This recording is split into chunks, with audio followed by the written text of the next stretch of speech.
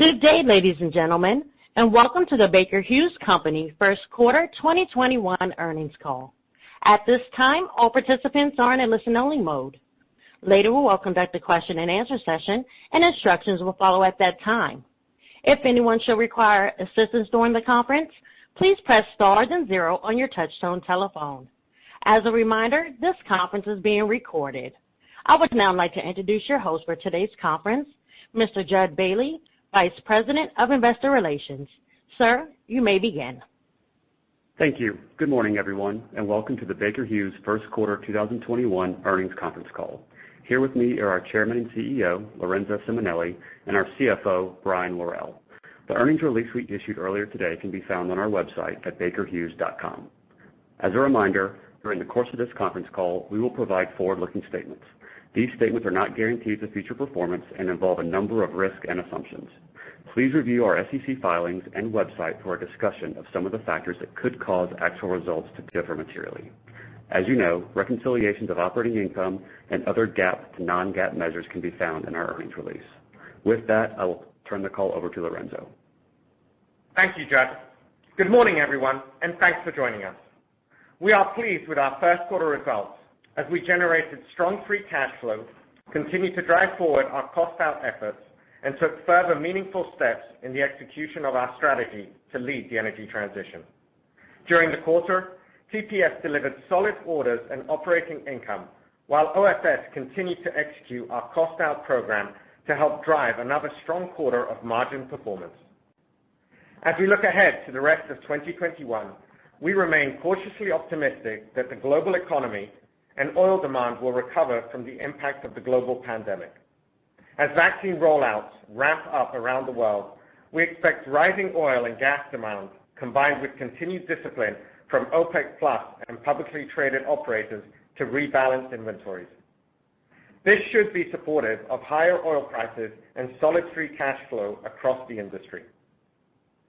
Following a resilient 2020, the natural gas and LNG market's longer-term demand outlook appears increasingly positive. We anticipate future demand improving as governments around the world accelerate the transition towards cleaner sources of energy. Accordingly, we see potential upside to our 2030 LNG demand view, which previously called for 550 to 600 MTPA of demand by the end of the decade. Based on recent third-party analysis and directionally supported by discussions with some of our customers, we now see the potential for 600 to 650 MTPA of global LNG demand by 2030. Outside of oil and gas, the focus on cleaner energy sources and technology to decarbonize resource-intense industries continues to accelerate. The U.S. is more closely aligning with Europe and other developed nations in steering government policy to incentivize clean energy sources as well as carbon capture technologies. We believe that these policy shifts will be crucial to supporting new industry-wide investment in areas like renewables, green hydrogen, and CCUS. With this overall macro view in mind, we continue to believe that we are taking the right steps with our strategic priorities to position Baker Hughes as the leader in the energy transition. We've had a busy start to 2021, making solid progress on all 3 pillars of our strategy. On the first pillar, to transform the core of the business, we continue to identify and remove structural costs from our operations, as evidenced by the improvement in our OFS margins despite lower revenue. Our goal is to continue to optimize our processes and infrastructure in order to deliver further cost reductions and footprint consolidation in 2021. In addition to cost-out actions, we continue to focus on portfolio optimization to narrow our focus, streamline operations, and improve overall operating efficiency. As an example, during the first quarter, we announced an agreement with Akastor to create a joint venture company in which we will contribute our subsea drilling systems product line with Akastor's MHWirth business. This transaction helps align our portfolio with our long-term strategic objectives. Additionally, we completed the sale of pressure pumping assets in Argentina, which includes a hydraulic fracturing fleet, coil tubing unit, and related equipment. On the second pillar of investing for growth, we continue to identify opportunities to expand in the industrial sector and increase our condition monitoring and asset management offerings. To that end, in the first quarter, we announced the acquisition of ARMS Reliability, an asset reliability services and software company with a strong presence across a broad range of industrial sectors, including metals and mining, power, manufacturing, and utilities. The acquisition enables our Bentley, Nevada business to expand further into asset performance management and to use the scale of ARMS Reliability technology utilizing our global footprint. This transaction further reinforces our commitment to accelerate the digital transformation of industrial assets across an ever-increasing range of end markets. On the third pillar of positioning for new frontiers, we took steps to build out our energy transition offerings. We announced an exclusive license for SRI International's mixed salt process for carbon capture. The mixed salt technology enables significant cost reductions to a more energy efficient and environmentally friendly carbon capture process. This provides total cost of ownership savings for energy and industrial operators to decarbonize their operations. The mixed salt process adds to our portfolio of capture technology development, which also includes the commercially available chilled ammonia process and an amines-based process through our compact carbon capture acquisition last year. Additionally, we recently announced our intention to invest in the 5T Hydrogen Fund alongside other cornerstone investors, Plug Power and Chart Industries. This fund, which is targeting an ultimate size of approximately 1 billion euros, is designed to accelerate the infrastructure and technology investment necessary to develop the hydrogen value chain. We have also made progress commercially on our energy transition efforts, building a diverse portfolio of offerings supported by scale and technology development. In the first quarter, we signed an MOU with Horizon Energy for the Polaris carbon storage project off the northern coast of Norway. Under the agreement, we will explore the development and integration of technologies to minimize the carbon footprint, cost, and delivery time of the project. This is a great example of what the unique Baker Hughes portfolio can bring to customers. OFS will bring technology and services to drill and complete the injection wells. OFE will supply subsea trees, control systems, and injection risers. TPS will supply compression equipment for CO2 injection, and DS will provide monitoring solutions. As we continue to execute on these three strategic pillars and our evolution as an energy technology company, we will maintain our discipline and prioritize free cash flow and returns above our cost of capital. Now I'll give you an update on each of our segments. In oilfield services, activity has increased solidly in select areas so far this year. The strong commodity price performance has resulted in positive signs for further improvement across multiple regions over the course of 2021. In the international markets, we have greater confidence in our outlook for the second half as customer conversations and project opportunities are firming up in key markets such as the Middle East, Latin America, and Russia.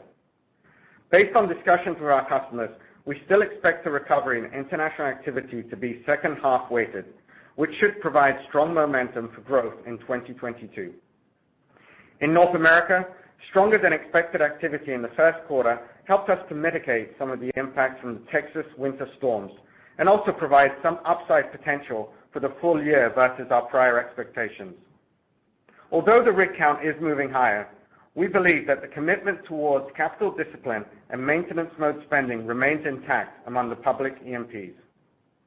While we're pleased to see the outlook for OFS is improving somewhat faster than we anticipated, our primary focus remains on increasing the margin and return profile of this business through improved efficiency and portfolio actions. We continue to execute on our plan to reduce our rooftops by approximately 100 facilities in 2021 and size our product lines appropriately for the current environment. Overall, we believe that OFS remains on track to achieve double-digit operating income margins given the significant structural cost reductions we have made, improved operating process, and the increasing use of remote operations. Moving to TPS, we continue to balance our focus between new energy initiatives and current core operations like LNG, high-technology compression applications, pumps and valves, and aftermarket services. As I mentioned earlier, our long-term outlook for demand growth in the LNG market is improving. The resilience of demand during the pandemic, combined with the acceleration of climate commitments, has resulted in improving optimism over the demand outlook. This has also been reflected in our conversations with customers. As more nations such as China make net zero commitments, it is becoming increasingly clear that a phase out of coal in favor of natural gas is necessary to reach their goals, as well as broader global carbon targets. Based on this outlook, we feel increasingly confident in our expectation of 3 to 4 projects reaching FID in 2021, followed by a strong pipeline of opportunities in 2022 and beyond. For the non-LNG segments of our TPS portfolio, order activity remains solid with a positive outlook. During the first quarter, we booked awards for power generation and compression equipment for multiple FPSOs in Latin America and for a fixed platform in Asia. For TPS services, we are optimistic about the outlook for recovery in 2021 and 2022 as customers resume spending to maintain and in some cases upgrade their equipment. We expect growth to be led by recovery in transactional services and upgrades, areas that were particularly impacted in 2020. In our contractual services business, we are pleased to receive a 10-year contract extension to the existing global service contract with Petronas Malaysia LNG project, one of the largest LNG facilities in the world. This contract is an extension of the 40-year partnership between the TPS team and the Petronas Malaysia LNG. The relationship has included key technology injections that have helped the customer increase production capacity by reducing machine downtime and saving costs with extended mean time between maintenance. On a longer-term basis, we are optimistic on the outlook for upgrade opportunities as customers seek to reduce carbon emissions and improve the efficiency of their equipment. As an example, in the first quarter, we announced a cooperation agreement with Novatek to upgrade existing liquefaction trains at Yamal LNG to run on hydrogen blends, supporting their emissions reduction efforts. Together with Novatek, we are introducing the first solution for decarbonizing the core of LNG production, an area we expect to grow meaningfully in the future. Next, on oilfield equipment, we continue to focus on right-sizing the business and optimizing the portfolio in the face of a challenging offshore market environment. With Brent prices moving into the 60s and a more optimistic view for oil demand over the next few years, we continue to see the outlook for industry subsea tree awards improving modestly in 2021, though still well below 2019 levels. Longer term, we believe that deepwater activity will be increasingly dominated by low-cost basins and that it will be difficult to sustain 2019 industry order levels for the foreseeable future. As I mentioned, in the first quarter, we announced an agreement with Akastor to create a 50-50 joint venture company to deliver global offshore drilling solutions through the combination of our SDS business with Akastor's MHWork business. This transaction will result in a leading equipment and services provider with integrated delivery capabilities, financial strength, a focused and experienced management team, and the flexibility to address a full range of customer priorities. Finally, in digital solutions, although our operating results were below our initial expectations, we experienced a strong recovery in orders in the first quarter. This was primarily led by industrial end markets as the global economy began to recover. In the first quarter, we were awarded several projects that demonstrate our capabilities in emissions reduction solutions, as well as our growing industrial presence. The Panametrics product line secured several orders for the Flare IQ advanced flare gas monitoring and optimization system, with contracts for oil and gas operators in North America, China, and the UAE. We signed a new agreement with a customer in the UAE to pilot our Flare IQ technology, marking the first deployment of Flare IQ in the Gulf region. Our technology will enable the customer to reduce methane emissions from flare operations and reduce its operational costs at pilot sites by delivering high-efficiency flare combustion.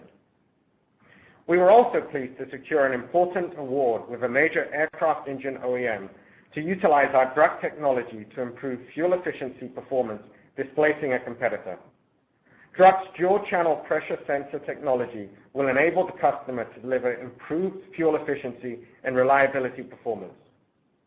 In our Waygate Technologies business, we were awarded several orders from LG Energy Solution to support electric vehicle battery cell inspection across facilities in Asia and Europe.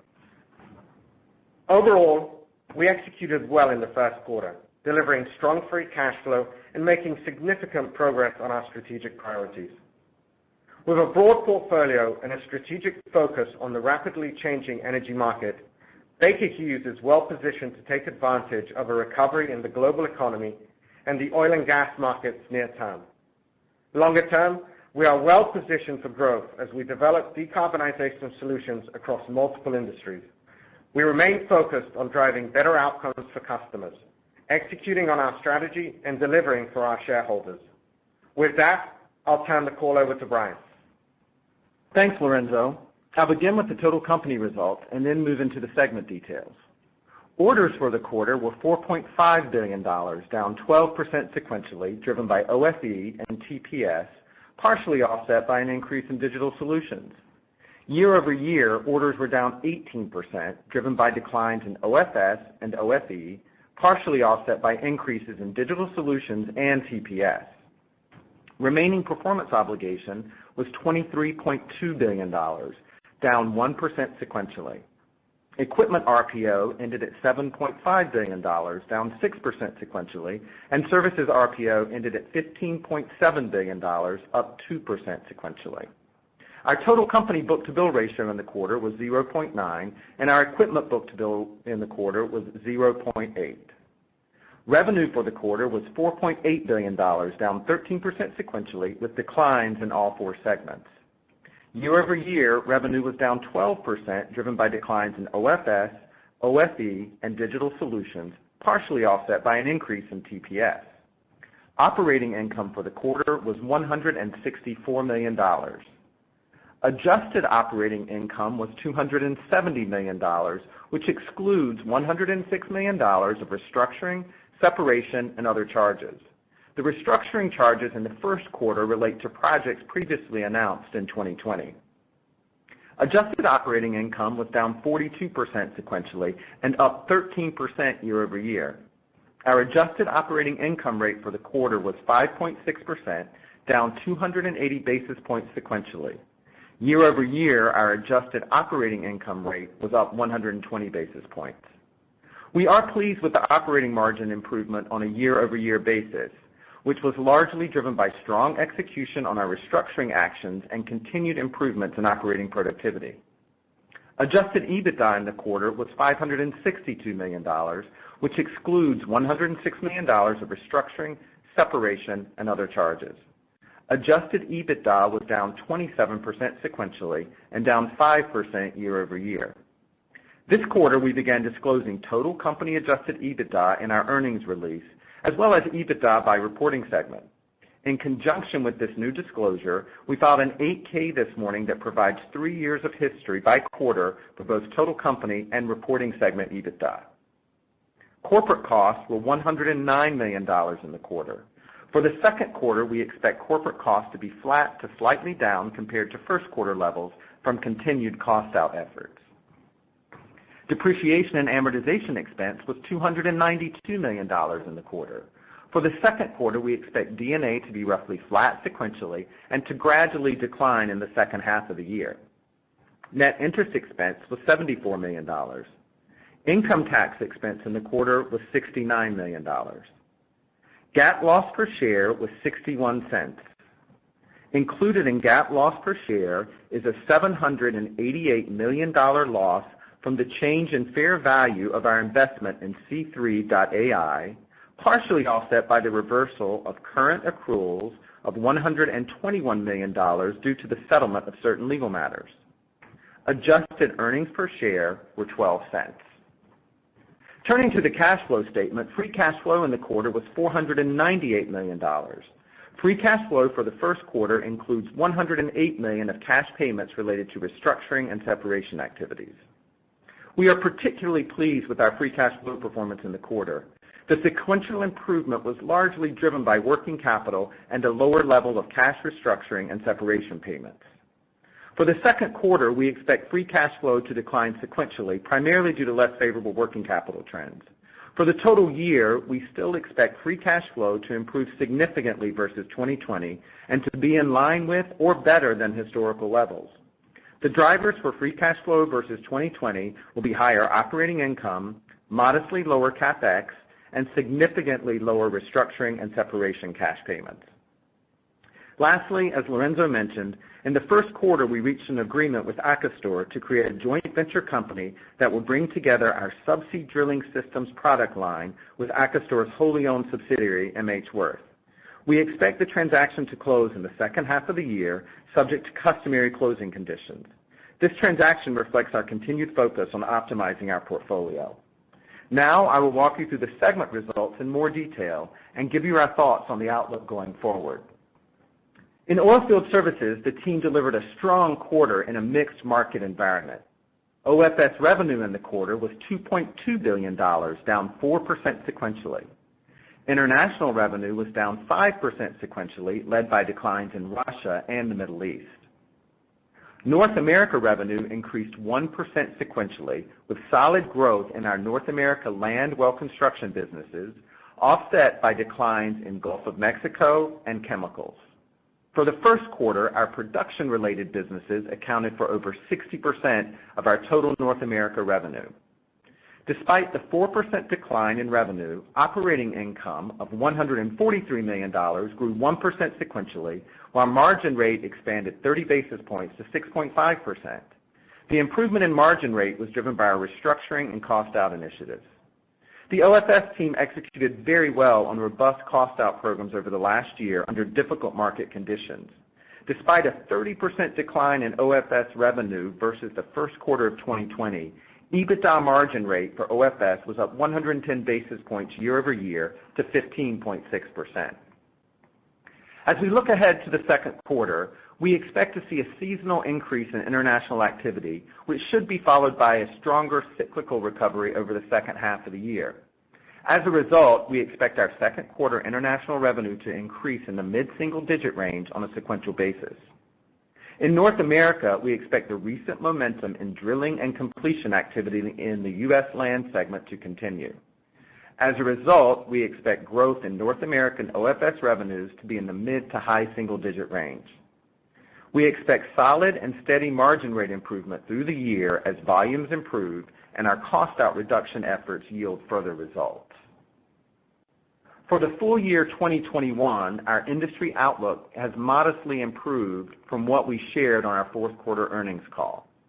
Internationally, we still expect a second half recovery in activity with positive signs developing from multiple customers. However, without clear visibility on some of these incremental opportunities, we expect our international revenue to be down in the mid-single-digit range on a year-over-year basis. In North America, the recent increase in commodity prices and strong recovery from private E&Ps have improved the near-term outlook.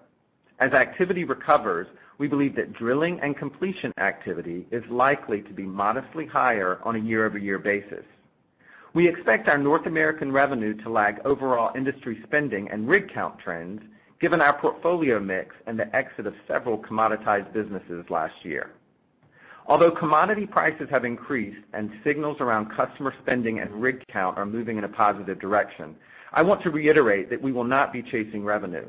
We remain focused on pursuing projects that are accretive to margins and returns. Given these dynamics, OFS revenue may be down modestly for the full year, but we expect our cost-out actions to translate to a strong improvement in OFS margins in 2021. Moving to oilfield equipment, orders in the quarter were $345 million, down 30% year over year and down 39% sequentially. Revenue was $628 million, down 12% year over year, primarily driven by declines in subsea services, subsea drilling systems, and the disposition of SPC Flow, partially offset by growth in SPS and flexibles. Operating income was $4 million, which is up $12 million year over year. This was driven by higher volume in SPS and flexibles, along with help from our cost-out program, partially offset by softness in services activity and subsea drilling systems.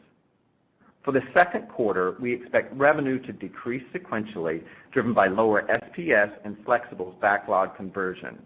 We expect operating income to remain close to first quarter levels. For the full year 2021, we expect the offshore markets to remain challenged as operators reassess their portfolios and project selection.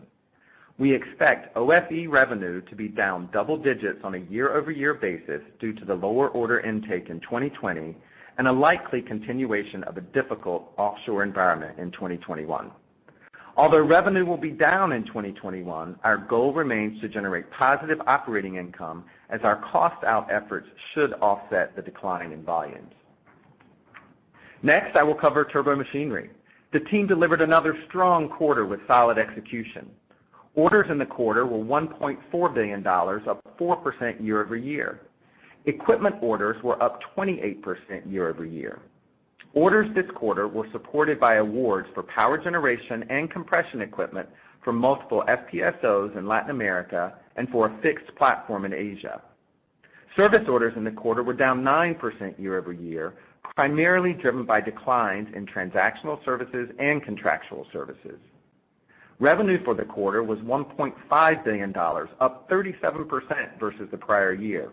Equipment revenue was up over 100% as we continue to execute on our LNG and onshore-offshore production backlog. Services revenue was up 6% versus the prior year.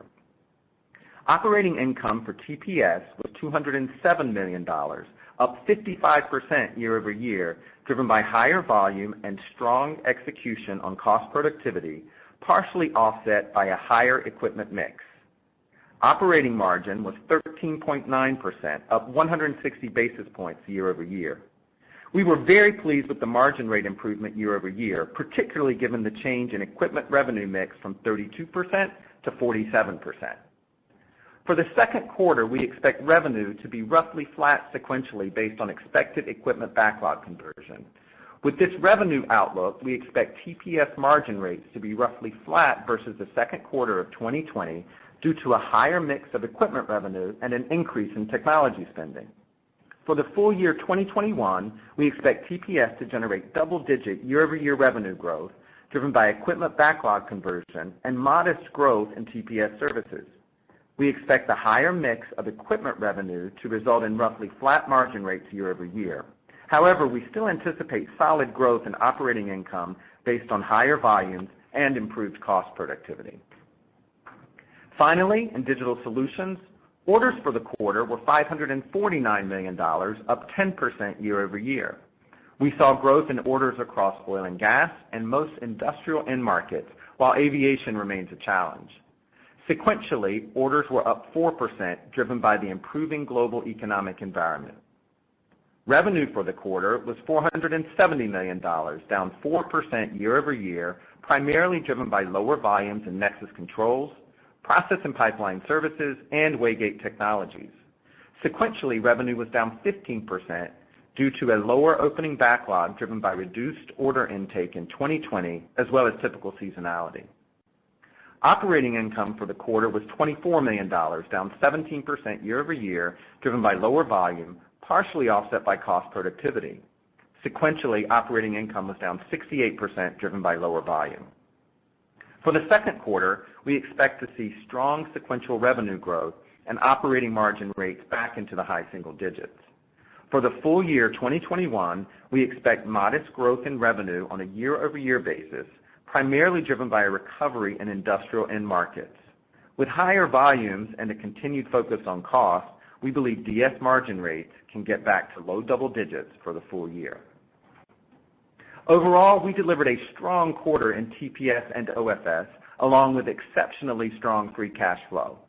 While we faced volume challenges in our OFE and DS businesses, we are confident in our ability to execute as the rest of the year unfolds. With that, I will turn the call back over to Judd. Thanks, Brian. Operator, let's open the call up for questions. Thank you. If you have a question at this time, please press the star key, then the 1 key on your touchtone telephone. If your question has been answered or you wish to remove yourself from the queue, please press the pound key. We ask that you please limit yourself to one question and one related follow-up. Our first question comes from the line of Sean Meakin with J.P. Morgan. Your line is now open. Thank you. Good morning. Hey, Sean. Hi, Sean. So I wanted to start on free cash flow. Brian, I appreciate your comments. You walked through the moving parts quite nicely in the prepared comments. Typically 1Q is seasonally challenging for collections. Sounds like your customers are feeling more comfortable with their cash flow profiles than maybe they did in the back half of last year. But it sounds like free cash flow will be positive even without the collections benefit. So, how should we think about that full year free cash flow expectation given the strong start? You'd said you expect to get back to historical levels. That sounds like maybe in the low billion-dollar type of number. Shouldn't expectations start to move higher based on how you started the year?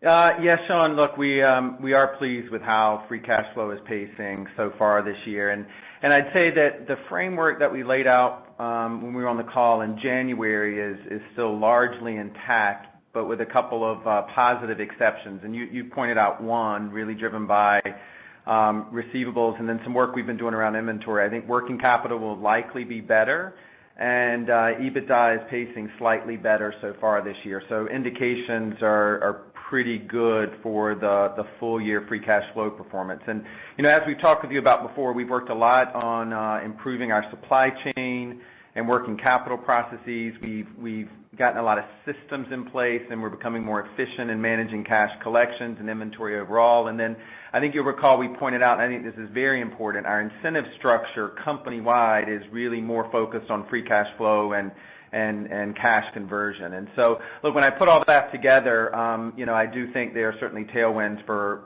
free cash flow for the year. Sean, over the course of the year, working capital can fluctuate just really depending on the dynamics of each segment, OFS activity, TPS progress collections, but, it should be a source of cash this year, and that's a little better than we talked about in January. And just as a reminder, the other drivers of the backdrop of free cash flow for the year, operating income should be higher, CapEx should be slightly lower, with the activity levels that are similar to what we've been talking about here.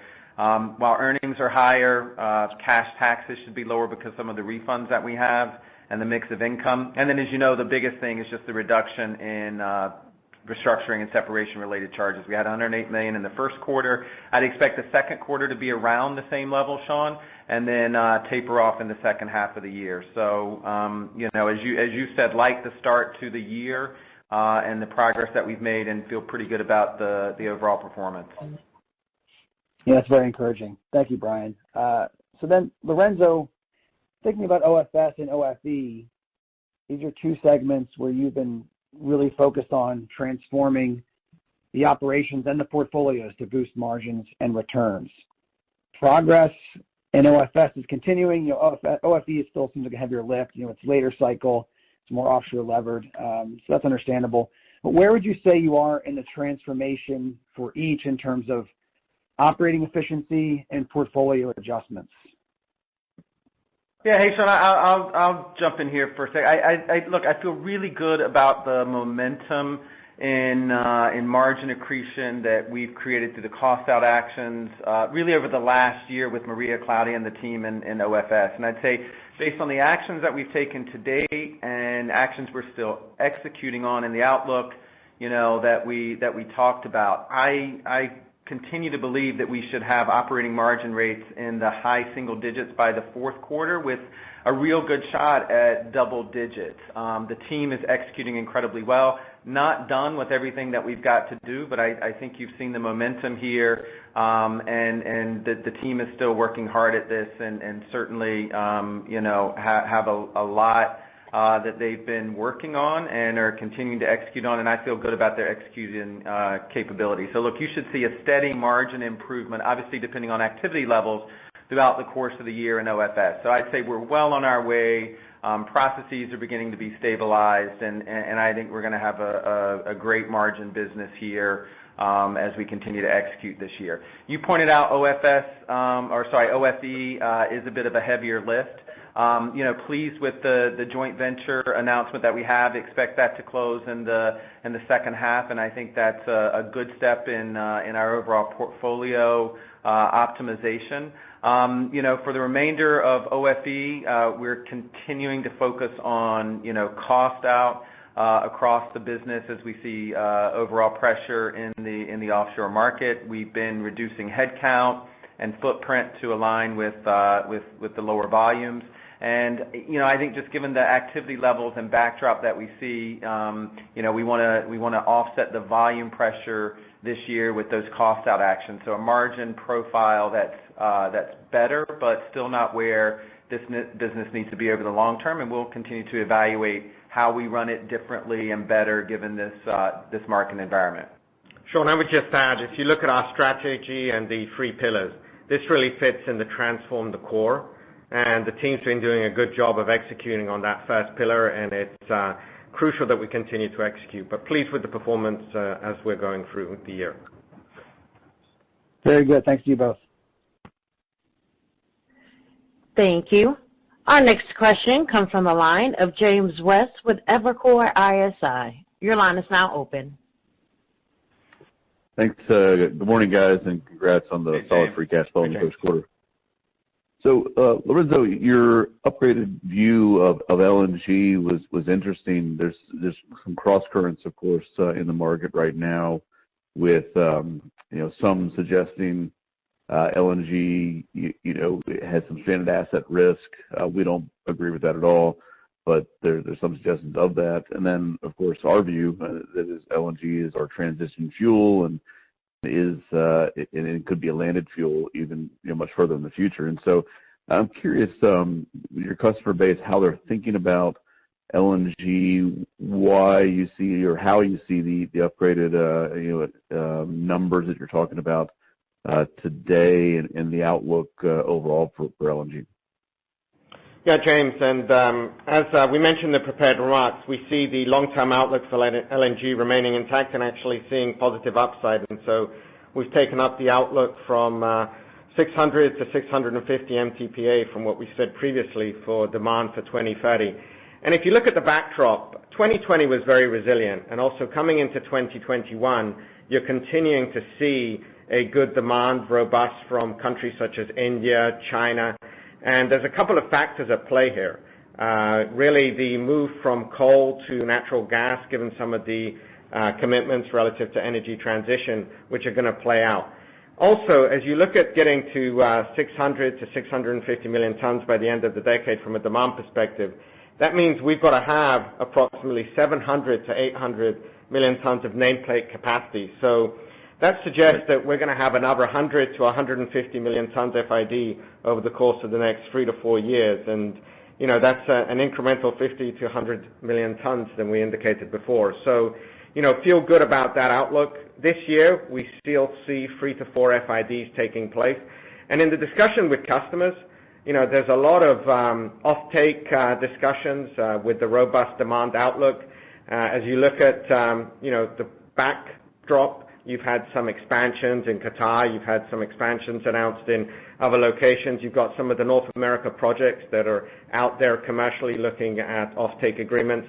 And again, it's really encouraging to see just the announcements being made by several of the large users on the way in which they're going to transition from coal to natural gas, which clearly applies to LNG as well. So feel good about the outlook as we go forward. Right. Okay. That makes perfect sense. Rod must be a pretty busy guy these days. So how should we think about the order outlook for TPS then as we go to the next several quarters? Yeah, as we look at TPS orders, overall, we still think the order outlook for 21 and 22 looks roughly similar to what we booked in 2020. There could be some mix change from a year-over-year perspective. On the LNG side, as I mentioned, 3 to 4 projects likely to move forward in 2021, followed by a robust pipeline of LNG projects to reach FID beyond 2021. So that continues to be a positive momentum, as we've indicated before. For non-LNG equipment, we believe there is an opportunity for 2021 to be in line with 2020. The mix could move around a little bit between onshore and offshore and valves and other areas, but the opportunity is roughly the same. We're also starting to see, even though minimal in numbers, increased traction on our offerings for CCUS and hydrogen. There is a pickup there relative to discussions with customers, more forward-looking, but some of the technologies that we're bringing onto the scene getting traction, and that will bring some possibility over the next couple of years. And then services, we're optimistic with the outlook that we've mentioned for 21 and 22 as customers resume their maintenance activity and in some cases also look for upgrade equipment. So again, no real change from what we said, and it's becoming more robust. Thank you. Our next question comes from the line of Chase Mulvehill with Bank of America. Your line is now open. Hey, good morning, everyone. Hi, Chase. I guess I'll start with CCUS. Lots of investor interest these days around CCUS. And on the capture side, you've got one of the broadest technology offerings that include chilled ammonia, the amines, and also mixed salt process technologies. But could you maybe just take a minute and speak to your comprehensive offering today across the entire CCUS value chain, where you are investing more, and finally, what parts of the value chain you think Baker will be able to differentiate the most? Yeah, sure, Chase. And as you said, we've been spending quite a bit of time on CCUS, and it is much broader than just the process aspect. As you look at Baker Hughes, from a portfolio perspective, I think we're uniquely positioned because we can play across multiple areas of the value chain. If you look at it from a post-combustion capture, we've also got consulting and reservoir evaluation and design, as well as then subsurface storage services like well construction, reservoir modeling, and also as you look at the longer term integrity and monitoring. As you think about technology from a CCUS perspective, again, you've mentioned some of the carbon capture technologies that we have. Turbomachinery, solvents-based state-of-the-art capture processes are going to be key. The chilled ammonia process, which is commercially available already today, is going to be ideal for large-scale projects. The combat carbon capture, which is rotating bed technology, which we acquired at the end of last year. This is going to be, for smaller and mid-scale projects and key for offshore industries as well as cement factories and different types of industries. And then the recently announced mixed salt process, which we mentioned during the SRI International license that we got, which is, again, another process that will be utilizing our key equipment and allow for lower energy usage, also reduced water and greater efficiency. So we're building a portfolio here across CCUS from a technology standpoint as well across the value chain. Yeah, appreciate the color there. And maybe as a quick follow-up to this, could you maybe talk to the addressable market, across the CCUS value chain, but then maybe also speak to, what you see as an addressable market for hydrogen? Sure. And, we announced in 2019 being an energy technology company focusing on the energy transition. So we spent a lot of time over the course of the last 12 to 18 months evaluating the market opportunities for ourselves as it relates to these different areas. And, we've really looked at three things: where our technology can play today, also how our technology may evolve and the investments required to remain competitive, and also other areas in the value chain. So talking specifically to CCUS, we look at the addressable market for ourselves to be between 35 to 40 billion by 2030.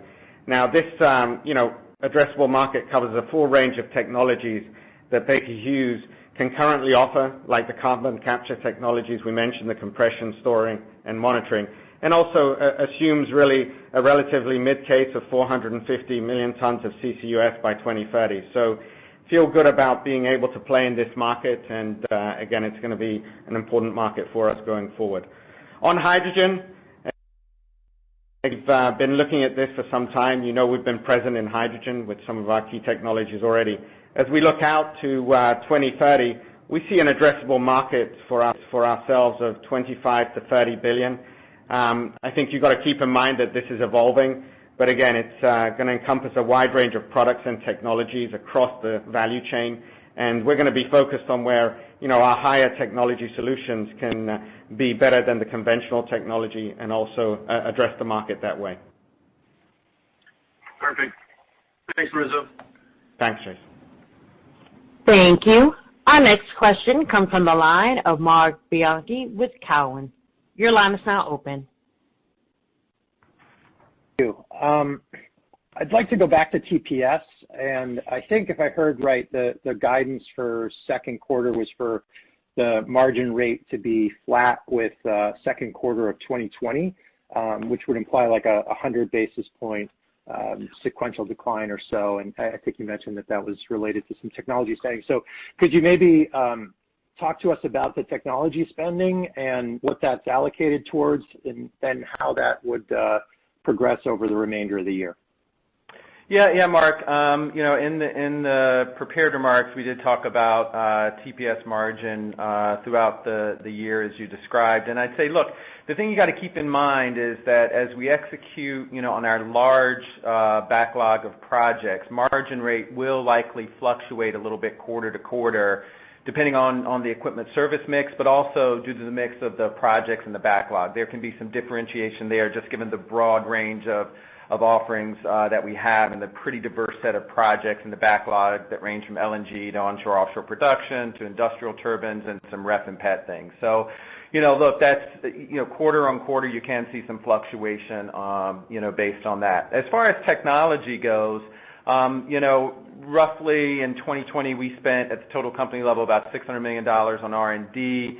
TPS makes up a decent portion of that, given the overall end markets it serves and the new products we're bringing to market and we're focused on. And I'd say, look, from a second quarter standpoint, we are going to see a bit of a ramp up across some areas in traditional markets like LNG and onshore and offshore production, but also in some of the new frontiers that you've heard us talk about and Lorenzo just described around CCUS, hydrogen, and then some in energy storage. So, specifically, we've got some increased program, spend in high pressure recip compressors for hydrogen and some more work on the hydrogen gas turbine development. We already have turbines today that run 100% on hydrogen. There's some more work that we can do to expand that to our broader turbine base.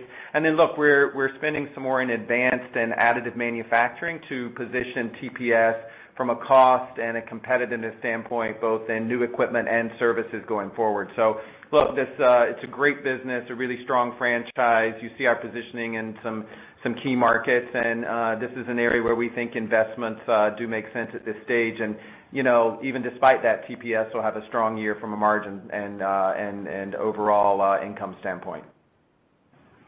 Okay. Thanks a lot for that, Brian. The next question, unrelated, I wanted to ask about the revenue commitment that you have with C3 AI. I believe that was restruck lower during COVID, but still is a pretty sizable number as we go through the next few years.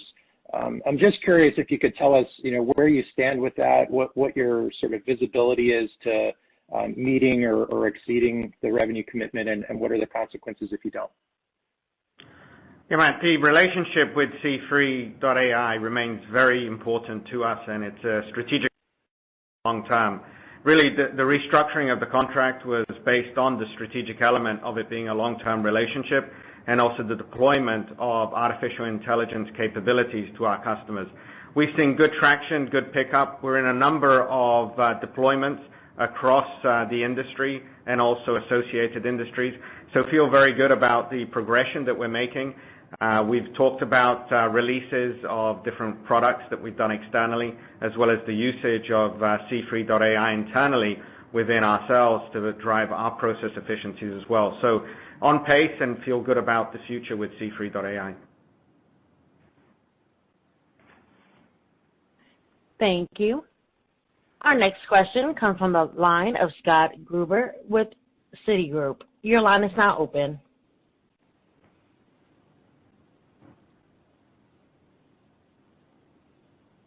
Yes, can you hear me? Yeah. Hey, Scott. Hi, Scott. Hey. Good morning. I wanted to stay on the theme of less carbon-intensive LNG. The Yamal project is great to hear. Have you started to hear from buyers or hear of buyers, particularly Asian buyers, starting to request less carbon-intensive gas? Not only just shifting from coal to gas, but actually starting to request less carbon-intensive gas. And do you think that manifests in the near future, or will this kind of trend towards hydrogen blends in the turbines be more operator-driven? So, Scott, as you can imagine, we've been in this industry a long time, and a number of our customers have already started to measure the carbon intensity of their LNG cargoes. We do see a theme and a trend that's going to continue, and as we look at also the disclosures that people are starting to make, customers on the back end of that, on the LNG side, we are hearing that there is a move towards more disclosure, more transparency, and we think we can actually apply that to helping our customers, because we've got new equipment that can upgrade and reduce the carbon intensity. We've also got capabilities around CCUS. So LNG is a destination transition fuel for the energy transition. We feel good about the outlook, and we also feel good about the way in which we support our customers to continue to drive lower the carbon intensity. Gotcha. I just want to come back to CCUS. Obviously, we have the biggest oil company in the U.S. talking about now potentially a mega project along the Gulf Coast. Is that something that you look to participate with them? Are you in discussions with them? And just for some clarification, these operators with low carbon ventures, the primary area of overlap, with your portfolio would be just on the subsurface expertise and maybe some project engineering. Is that correct? So, it seemed like the vast majority of your offering is still in play, even if you worked on a project like this with Exxon. Is that fair? Scott, it is fair. I would take a step back and, again, this is a space that is evolving and is an ecosystem that will emerge. If you think of a parallel to LNG, within LNG, there's various processes that can be utilized, an API, a ConocoPhillips, different across the board. You've got different companies as well as different operators that have their processes. We apply our equipment to that. We integrate with their processes, and we also apply our own processes as well where appropriate. So it is an ecosystem where definitely we will participate and we'll work to optimize. Also, all of these projects require, from an engineering perspective, different scale, different modules, stick builds, and so it's going to be dependent a lot on whether it's small scale, mid scale, large scale, and that will evolve as we go forward. But I look at it being very similar to LNG from a marketplace as it develops, and we'll be participating along the value chain. Thank you. Our next question comes from the line of David Anderson with Barclays. Your line is now open.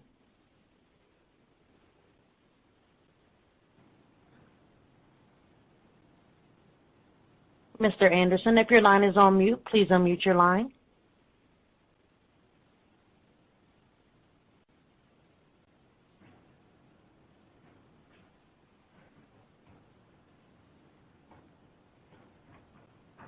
We ask that you please press star 1 and rejoin the queue. Our next question comes from the line of Connor Lynagh with Morgan Stanley. Your line is now open. Yeah, thanks very much. I'm not sure if you guys have spoken much about this before, but I was interested with the discussion of the well link service you've deployed for Saudi Aramco. Can you maybe just discuss in a little greater detail what this offers relative to some of the competition out there, and then I guess more broadly, what is your sort of upstream software suite that you can offer to customers these days?